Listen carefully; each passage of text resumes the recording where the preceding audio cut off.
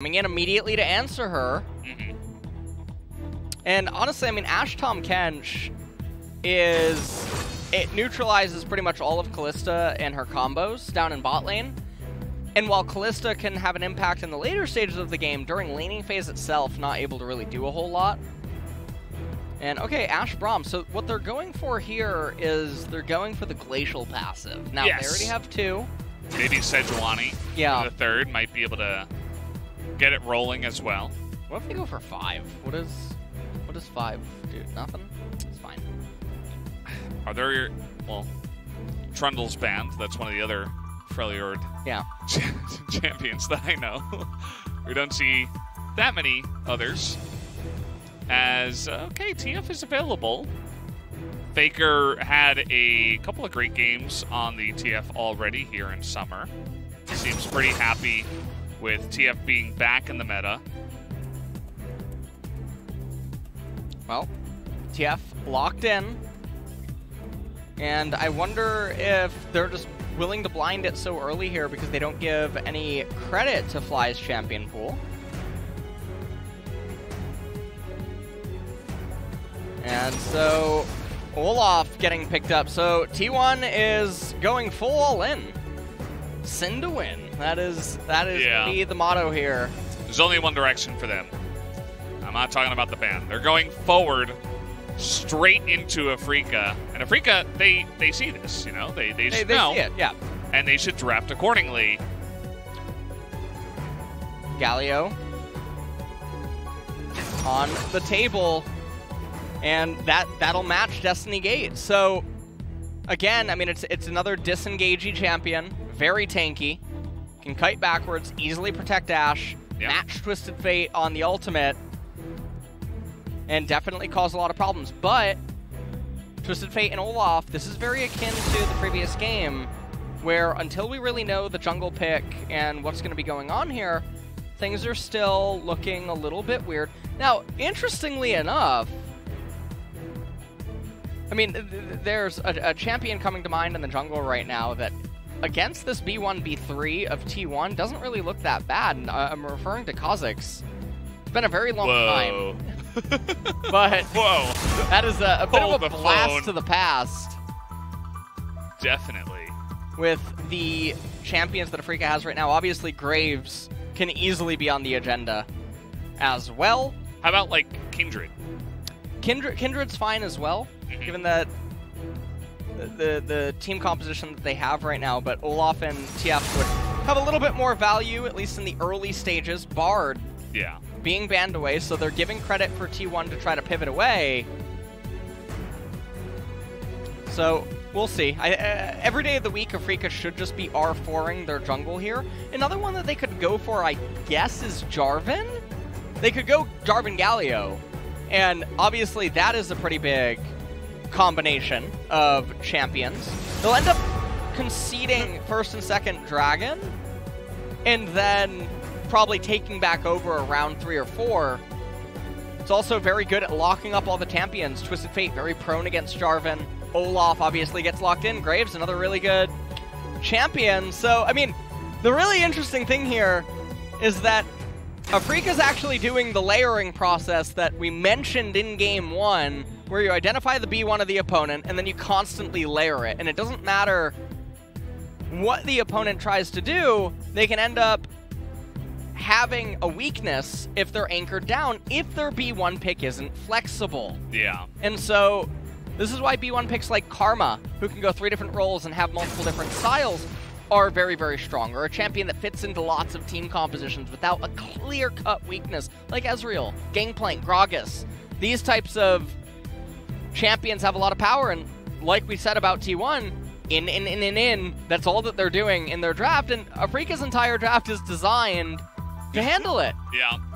Let's add a little bit of more in to that comp with the Kennen. As I said, we are only going in the forward direction here for the team that is T1. Afreeca, identifying it early. And I'm curious to see what they're going to round it out with. We got a top pick that's going to come in here. How else are you going to fight against what T1 has drafted? And I really like if they go with another Magic top laner here against T1, and the reason that I say that is because now Graves can just go lethality, and he will hit like a truck against everyone because you can't itemize against him. With all this CC, the opponents aren't incentivized to get Ninja Tab eyes, so Graves and Ashe they're sitting pretty. There's not going to be any on-hit damage reduction. The kiting backwards out of Afreeca, very powerful as well. It's not like T1 doesn't have options, but once again, this game will be decided most likely in the first 15 minutes of the game. Olaf should get first and second Drake. Third Dragon is going to be the decisive fight. If Afreeca gets it once, the tides are just going to turn and T1 will be reduced to smoke and mirrors with the Twisted Fate and have to play it out that way. Yeah, which is not easy, and it's something that we talk about often, the pressure being on one team to try to make plays early on in the game rather than sitting back and letting the comp doing the work for them. And we've seen, you know, players like Faker on TF be able to warp games into their own favor, and we'll see if he can pull it off here once again with an Olaf helping him from the jungle as we take a final look at the comps here. We talked about it a lot in Pick Ban, but it does make a lot of sense. There's also a lot of great ults on the enemy team for you to steal. As the Sylas, you can take TF. You will have Kalista, Alistar to survive, Kennen to go in. So many options for Kiin, and a guy like Kiin who can just absolutely take full advantage of that is going to be really fun. You were talking about, you know, protecting the Ashe. How about just the Fate's Call for the Sylas? Just the Fate's Call. Uses it on the Ashe, and now he can get her out of any bad position and survive for a long time. And so it's going to be really problematic in the later stages of the game. And remember, Sylas, he came in R5, but there's lots of other options that even could have been picked top lane. I mean, Soraka could have came in on R5. And then good luck, have fun trying to actually kill anyone on the side of Afreeca. That would have been another option. I mean, there's so many champions that could have actually been picked up. Vladimir even could have came in on R5. Rise. I mean, that's a bit of a blast to the past. We haven't seen him in a very long time. How about Renekton? I'm kidding. I'm just trying to tilt you. I know it's been it's been a rough couple of drafts for you. I'm just trying to push you over the edge. I'm disappointed you didn't say Aatrox. You know, like. Yeah, Aatrox was too obvious. I felt I had to take it a step further, you know? Well.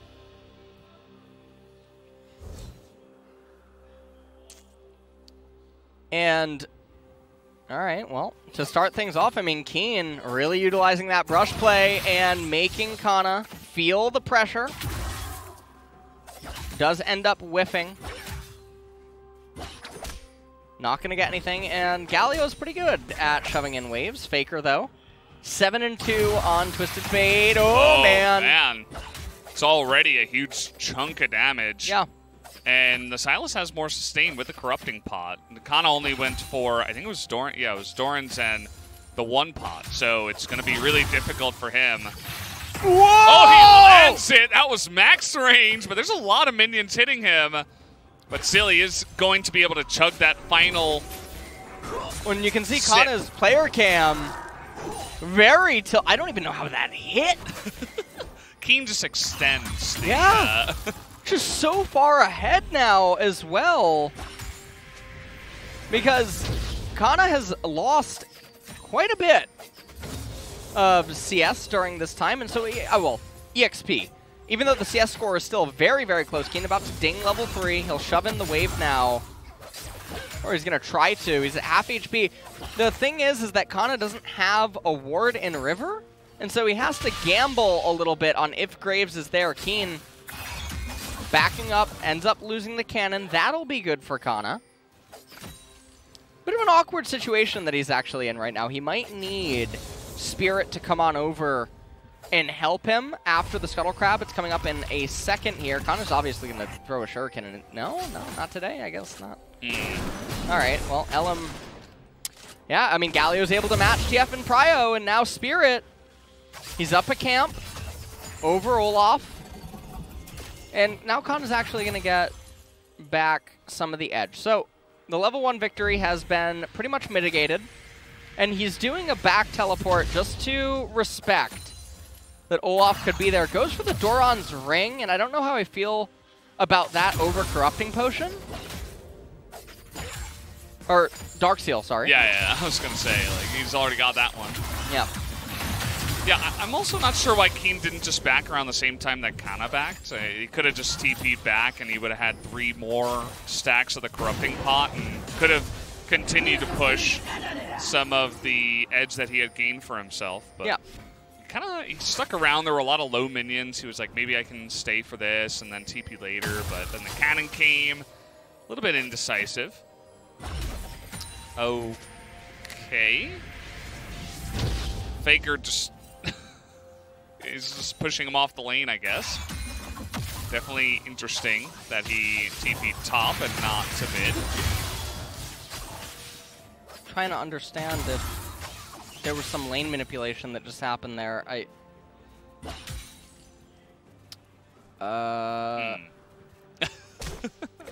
got anything? No, I wasn't paying close. Can we get a replay of the teleport? Yeah, definitely looked weird. Was it a bug? No, we would have been paused if it was a bug. I think maybe Fly had just backed and the lane was in such a state in the mid side where he's like... This is like one of those things in solo queue where the person says apologize or I run it down. You know, like... Oh, so toxic. Oh, no. You made a mistake. Now I'm going to ruin your life. I'm not totally sure what that was. I don't know if we'll end up getting a replay of it, but nonetheless, Faker, Merc Treads, first item. This is what we were talking about. Because of the Braum, the Ashe, the Galio, you don't really get to go Ninja Tab Eye. So, Graves, if I see a black cleaver, okay, I'm you know it's coming. Yeah. It's right there in the recommended items. I mean, how can you not select it? Doesn't this look like Ragnaros, this Galio? A little bit, yeah. Yeah, kind of cool. The helmet kind of... It's Ragnaros. Yeah. About it. Honestly, it's fine. Not a big deal. It's pretty cool. I like it. Yeah, it's a cool skin. Yeah, I do too. Well, it does look like Dragon is going to get soloed here by Ellim. And this is to be expected. The first 2 dragons of the game just likely to end up going over to T1. If they can roll a Cloud. Nice. Nice, pretty, you know. And hold on, I'm just going to turn the page here. Yeah. Yeah, so rolling a Cloud and then, I mean, Mountain is what's going to be really spicy as the 3rd dragon here. Because Afreeca, if they end up getting it, the game becomes really problematic. But likewise, if T1 gets it, really helps out against the damage that even Galio and Sylas do, because both of them tend to build a lot of utility items rather than just raw AP hard-hitting items. And so any little bit of damage resistance, super big for both of these parties in this game. So Spirit being very careful around his blue, and there was actually a blue ping that came in from T1, kind of saying he's probably going to be on his blue that just respawned here. And Effort is roaming up the top here to try to make this play work. Both of them have Ignite, and Effort's going to be spotted out on his little roam here. He has the boots to Swift. Well, thanks. He does give away the cannon, but that wave would have been permanently frozen with that cannon. Yeah. They're still going for this, by the way. Okay. And they have TF. The flash comes in. They're trying to burst him down, and that should be that. First blood. As easy as you would like. 4 members able to go up there and pick up the first blood. They're going to be able to roll this into the Rift Herald. Again, this is something we talk about with, you know, giving up some waves in the bottom side, but they are sending Canna down very early. Yep. Try to catch that wave. So they had so many people up there in order to make that play happen. Now they're in the close proximity to the Rift Herald. And it was a nice play. You can see how safe Kanna's being right now. He doesn't want to walk up and then have someone be there and just immediately get blown away. Also doesn't have teleport available, and so this is a little bit unfortunate. Even though they're getting the Rift Herald, Canna not really getting the kind of edge that one would expect. And, okay, Faker will get that turret plate. Not going to be the end of the world for him. As Ellim's going to come up here, they're going to summon it right as the third plate is remaining. Teddy's now going to get all the gold, so they're going to make sure to put the Kalista in a very comfortable position this game. And now, I mean, it's the LCK, so it won't happen, but okay. Free. And if Kiin froze right now, this actually would be a horrendous play by T1 to give Kiin the freeze at this stage of the game, because then Teddy has nothing to do. You're 9 minutes into the game, Dragon's 2 minutes away. Now you're sharing EXP and mid or bot, and there's nothing to do. And I have no idea if Kiin freezes, I mean, hell froze over. So at this point, the Pengu comes out. Let's take a look at this. Yeah, let's do this. Yeah, we got him. We got him. F-Key is looking around the map immediately. Oh! What's Kiin? up? Is he pushing? You know, Kiin has been freezing. I was going to mention that before the replay. He was. It does look like it's pushing back a little bit now. It looks like it's pushing. I mean, we see a Pingo on it. Yeah, but I think he's using spellcasts. So Canna is just going to immediate. Now, I remember in the Canna Hanwha Life, I was in the Twitch chat that day. Yeah. That you guys were casting, and it was the same thing. He was on the Camille, permanently pushing the tier 2 top turret instead of just freezing. Yeah. Or lane swapping and letting someone else go up and freeze. And when you constantly push and just overextend, you're in danger or you're investing more into the vision. And so Kiin, very slow on the pushback. T1 are up about 2,500 gold. And Fly has to be really careful right now. He's erring on the side of caution.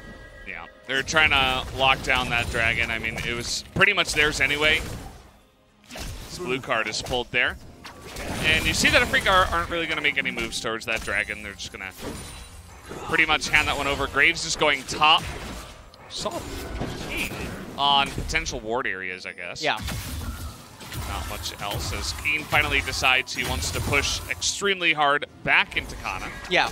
And so I wonder if he'll actually walk up to this next wave as well. They know that Olaf's on the dragon.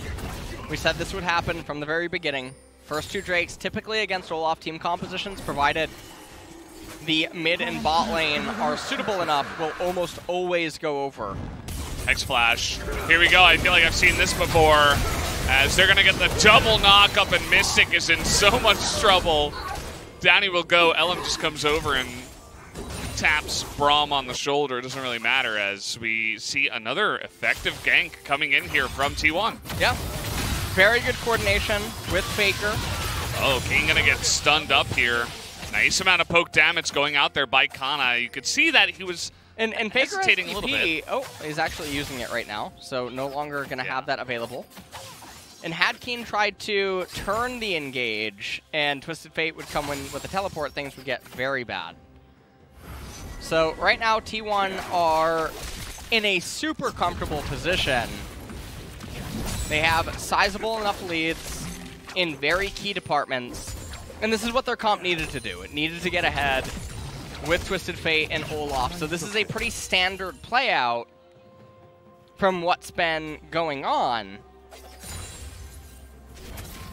And effort on the Alistar. Goes in, waits, gets the knock up, and then just sends Mystic to his demise. Yeah, it's kind of like the effort Faker show right now. Yeah. Both of these ganks extremely clean, as, you know, these T1 players showing off their mechanics and able to put it together as a team. And that is what is giving them this nice little lead in this game. Kiin says, well, I'll just steal that and clear out the wave. And they're completely even up in top lane. And Fly has not really managed to do a whole bunch on this Galio in terms of matching the TF so far this game. And so while the pick, in theory, should be able to do just that, Faker's done a pretty good job at slipping past everything as... Oh! Unfortunate there. Yeah. It almost looked like he just didn't want to do it. Just took the back angle. Said, actually, I'm going to recall here. Canna going for the APS Proto Belt and the Blasting Wand. And he's actually just going to continue to head up to the top side. Not too much action after the couple of ganks and the dragon takes that were kind of uncontested by the side of Afreeca. And so, just sitting back, farming. Graves is doing a good job farming in this game, by the way. He's a little bit ahead of the Olaf. Well, nice steal away of the red. Ellim should be able to also pick up the second Rift Herald. Yeah, gonna end up getting the... Honestly, that was just very rude by effort. Scuttlecrab did not deserve that. Scuttlecrab did seem very taken aback. Yeah, seemed a little bit agitated. Yeah. A little bit peeved off there. It's like when you try to move a sleeping cat. They're just not really having it. They're not too happy about it. That was the Rift Scuttle. Is that what happens when you try to report the enemy player? Yeah, well, nothing happens generally when I do that, so it's not a good feel. And Afreeca actually kind of just forced their way onto the Rift Heralds here, and T1 are like, okay, I mean, if you want it that badly, we're going to get Faker a solo kill onto the turret. We're going to push mid, and they're not going to find too much success there. I mean, it's a 5,000 gold lead through very little actual game interaction. This has just been purely lane destruction in what should be pretty neutral lanes. Obviously, Kiin and Canna were going pretty even. Ashe and Braum up until that one turret dive. Oh, Kiin. Well, he is going to be nearly impossible to kill.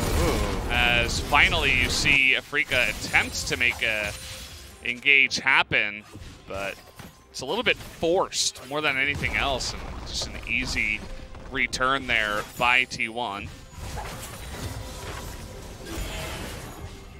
Well, 20 seconds until the Infernal, and now without that Galio ultimate, without Sylas, it's going to be really hard. I mean, it should just be T1 getting the Infernal and forcing a soul point. This is a very eerie kind of game. You know?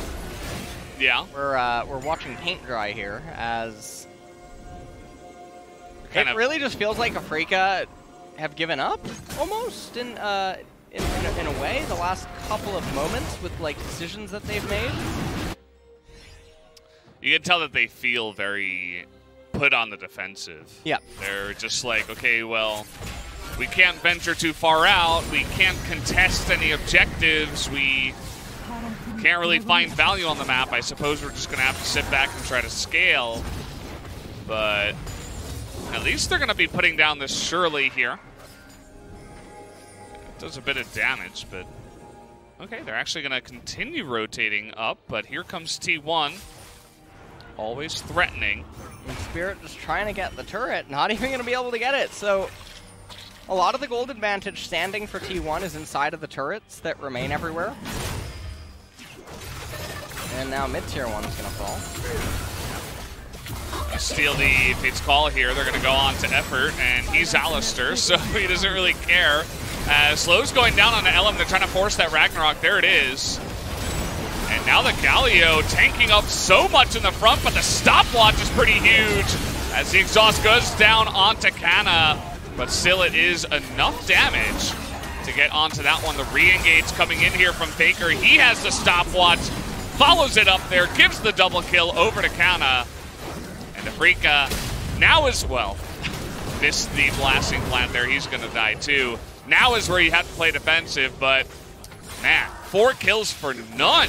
Yeah, 4 T1 are just shutting them out. Sylas did not have a good ultimate for that fight, and also Galio's ult was on cooldown the entire time. There was no objective up And so it's just a very bizarre timing for Afreeca to ever handshake or try to attempt to reinitiate any sort of a fight, especially because T1 are so much stronger right now. So take a look at this.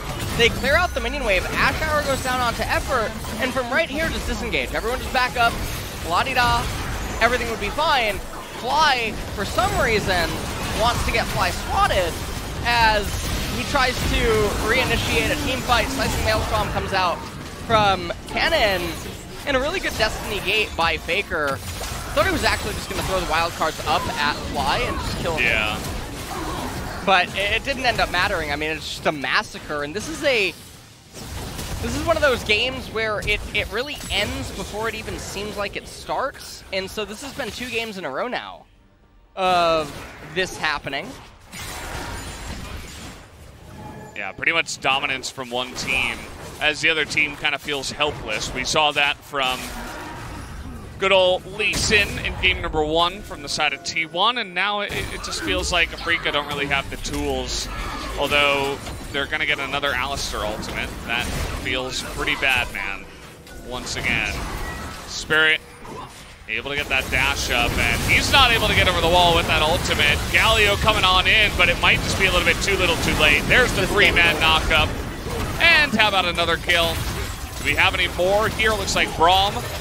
And even Kiin, although he does get that Alistar ultimate, but it just does not matter. The clean ace comes out from T1, 11-0 right now in the kills. This is what I call one-sided. Yeah, this is a perfect game, is what it looks like. I feel like this will probably end in the next 5 minutes. I can't actually imagine Afreeca being able to hang on whatsoever. As Faker's top, he's just shoving that. He's going to get Demolish proc off on the top tier 2. It's a 10,700 gold advantage right now with 3 dragons. There's the Baron. Okay, we're at 12k. Almost 13k. We're just piling it on we're counting, right now. Actually, right now. I'm not sure what's after 13, but... Yeah, we didn't get that far in school. Yeah. As Afreeca, yet again, I mean, that's just very bizarre. It doesn't even make really that much sense. Enchanted Crystal Hour onto an Alistar just basically ignores him. Spirit does not have a way to get into the Raptor Pit, as he is all out of dashes, and then this is just... I don't even know. Wombo combo. Sunday Funday. I have no idea. Well, actually, it's Friday. Rebecca Black? Yeah. Okay. Gotta get down on Friday, that's what they say. Afreeca look like they've been listening to Rebecca Black. Maybe that influenced the play here. Here's Effort. He's gonna find the Graves. That's been one of his favorite targets, and he's just... feels like unkillable, though this time around, T1 perhaps went a little bit too far. Fly trying to get a flank. It was actually all a bait to get him, but they're gonna find Kennen, actually. He's got a stopwatch, though. They don't quite have the damage to take him down, and Canna is going to live for now. And he might actually live the whole way through. Not even the 1 kill is going to be given over to Afreeca. 16-0 against Baron. They're going to push. They're going to take Infernal Soul. What else can they take? Teddy's just running down the lane. Well, so why not? They're going to get Infernal Soul here. And if there was ever a time for a surrender in pro play, I mean, this would be... This might be it. This would probably be it. If this isn't it, there's never a time. It's basically... True. I mean, you take a look at the score lines and all the stats, it's like... Okay. Yeah, the game is pretty much over, guys. There's not really too much else to say. T1, they were unhappy with game 1. And they came to clap back. A very proactive team composition, and they're using it very well in this one. And you're watching this and thinking, hey, maybe they're going to catch Effort. That's never going to happen. They still have Kalista. Yep. They don't even have the damage over the wall to burn through stopwatch. And it's a great item. Yeah, Canna barely living there. And Effort almost going down as well. Spirit just not really able to do anything at this point in time. And so, I mean, we're just waiting for the inevitable end I mean, this is the bounce back that we, you know, at the end of game number 1, I guess. Yeah. Sort of talked about would be possible. Not the kind of draft I would have thought it to happen with, but nonetheless, I mean, this was absolutely a decimation. I mean, I don't even know, man. Afreeca just got Infinity Gauntlet snapped here in this game. Pretty much. Well, they're going to try for Canna here. That was a last-second flash. He was pretty far down the lane. Yeah. It's pretty difficult to force that onto a Kennen. I actually really wonder if T1 are playing in a way to retain the perfect game here. I know that sounds really strange, but when you're this far ahead, maybe the mindset is, you know, may as well. Yeah, I mean, it's not like by doing that they're going to lose from this point. No, so, yeah, you might as well. And they're looking to be clean. You know, it's even just in a, you know, a mental sense, you want to play it clean after losing the first one. Although Faker really gets caught there, but is able to flash out of that one. Ellim in a little bit of an awkward spot now. He's going to have to Ragnarok out of this one. And they're going to find Teddy now in the front. Maybe you were able to caster curse them here, or maybe not, actually, as the big turnaround comes in, and in fact, nobody's going to die from the side of T1, and he just gets bopped in the back line.